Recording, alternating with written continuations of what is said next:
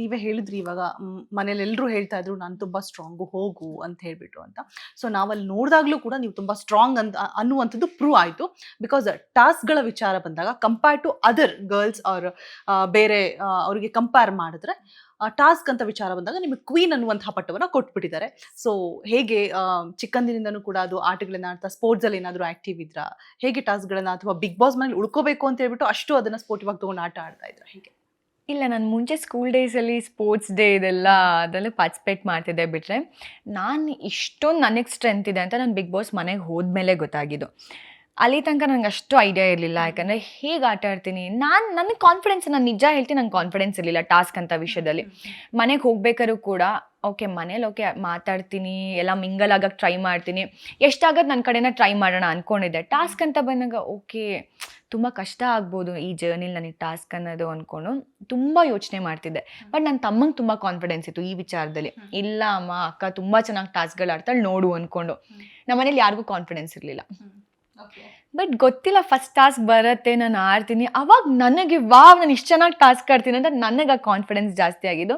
But ಹೋಗ್ತಾ ಹೋಗ್ತಾ ಹೇಗಾಯಿತು ಅಂದರೆ ಟಾಸ್ಕ್ ಬರ್ತಿದ್ದಂಗೆ ನಾನು ಬೇರೆ ರಾಶಿಕ ಆಗ್ಬಿಡ್ತಿದ್ದೆ. ನನ್ನ ಫೋಕಸ್ ಎಲ್ಲ ಬರೀ ಒಂದೇ ಕಡೆ ಇರ್ತಿತ್ತು, ಹೋಗು ನೀನು ಗೆದ್ಕೊಂಡು ಬಾ ಅಷ್ಟೇ ಮುಗೀತು. ಇದ್ಬಿಟ್ಟು ನನಗೆ ಆ ಕಡೆ ಯೋಚನೆ ಮಾಡೋದಾಗಿರ್ಲಿ, ಯಾರು ನನಗೆ ಹೆಂಗಿರ್ತಿತ್ತು ಅಂದರೆ ರಾಶಿಕಾ ನೀನು ಹೋಗ್ತಿದ್ಯಾ ಬರ್ತಿದ್ಯಾ, ನೀನು ಆ ಕಡೆ ಅಕ್ಕಪಕ್ಕ ಯಾರಿದ್ದಾರೆ ಹುಡುಗರಿದ್ರು ನೀನು ತಲೆ ಕೆಡ್ಸ್ಕೋಬೇಡ, ನೀನು ಹೋಗು ವಿನ್ ದ ಗೇಮ್ ಅಷ್ಟೇ ಇದ್ದಿದ್ದು ನನ್ನ ತಲೆಯಲ್ಲಿ. ಸೊ ಹಾಗೇ ಮಾಡ್ತಾ ಇದ್ದೆ ನಾನು. ಆ ಟಾಸ್ಕ್ ಸ್ಟಾರ್ಟ್ ಆಗಿ ಟಾಸ್ಕ್ ಬುಕ್ ಬರ್ತಿದ್ದಂಗೆ ಟಾಸ್ಕ್ ಮುಗಿಯೋ ತನಕ ನನ್ನ ಫೋಕಸ್ ಆ ಕಡೆ ಹೋಗಕ್ಕೆ ಬಿಡ್ತಿರ್ಲಿಲ್ಲ ನಾನು. ಸೂಪರ್. ನೀವು ಆಡ್ತಿದ್ದಂತಹ ಟಾಸ್ಕ್ಗಳನ್ನ ನೋಡಿನೇ ಸಾಕಷ್ಟು ಓಟ್ಗಳು ಬರ್ತಾ ಇತ್ತು, ನೀವು ಉಳ್ಕೊಳ್ಳೋಕೆ ಕೂಡ ಸಾಧ್ಯ ಆಯಿತು ಇಷ್ಟು ದಿನದವರೆಗೂ ಕೂಡ. ಬಟ್ ಇನ್ನೆರಡು ಹೆಜ್ಜೆ ಅಷ್ಟೇ ಬಾಕಿ ಇತ್ತು. ಕಾಸ್ಟ್ಯೂಮ್ಸ್ ಎಲ್ಲ ಆಲ್ರೆಡಿ ಫಿನಾಲೆಗೆ ಅಂತ ಹೇಳ್ಬಿಟ್ಟು ರೆಡಿ ಮಾಡ್ತಾ ಇದ್ರು ಮನೆಯಲ್ಲಿ. ಸೊ ಎಷ್ಟು ಬೇಸರ ಇದೆ. ಮತ್ತೆ ಬಿಗ್ ಬಾಸ್ ಹಾಗೆ ಹೀಗೆ ಅಂತ ಕೇಳಿದ್ದೆ ಅಂತ ಹೇಳಿದ್ರಿ. ಸೊ ನೀವು ಕೇಳಿದಂತಹ ಬಿಗ್ ಬಾಸ್ ಹೇಗಿತ್ತು, ನೀವು ನೋಡಿದಂತಹ ಬಿಗ್ ಬಾಸ್ ಹೇಗೆ?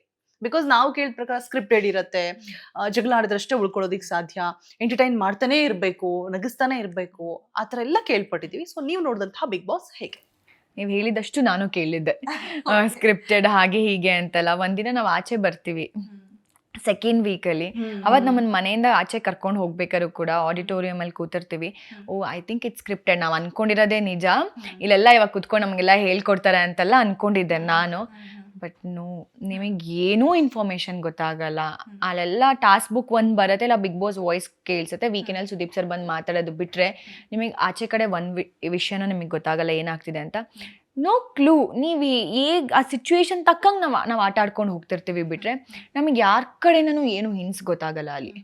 ನೀವೀಗ ಆಡಬೇಕು ಆಗಿಡ್ಬೇಕು, ನೋ ವೇ. ನಾನು ಅದೇ ಅಂದ್ಕೊಂಡಿದ್ದು. ನಾವೆಷ್ಟು ಆಚೆಯಿಂದ ಕುತ್ಕೊಂಡು ಜಡ್ಜ್ ಮಾಡ್ತಿರ್ತೀವಿ, ಇವ್ರು ಯಾಕೆ ಹಿಂಗೆ ಜಗಳ ಮಾಡ್ತಿದ್ದಾರೆ, ಇವರೆಲ್ಲ ಸುಮ್ಮನೆ ನಾಟಕ ಮಾಡ್ತಿದ್ದಾರೆ ಅಂದ್ಕೊಂಡಲ್ಲ. No, it's not scripted.